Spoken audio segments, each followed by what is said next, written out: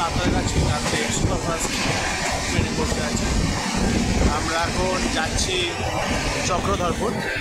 তো দেখুন, প্রচণ্ড কালো মেঘ করে বৃষ্টি পড়ছে। অদ্ভুত সুন্দর একটা দৃশ্য। অত্যন্ত গতির সঙ্গে ট্রেন ছুটে চলেছে গন্তব্য থেকে।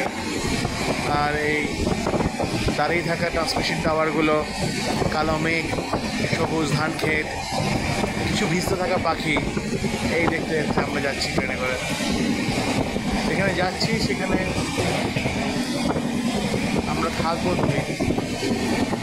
এটা সেই যাওয়ার রাস্তার সময়ের কিছু মুহূর্তের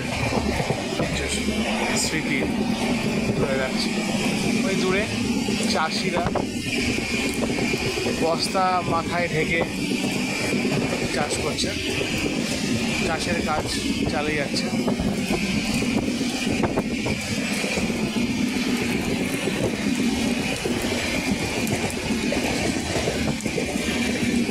ট্রেন শহর অভিমুখে চলেছে।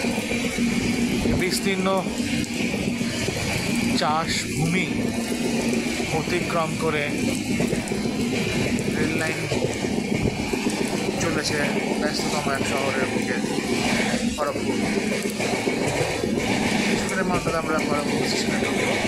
তার আগেই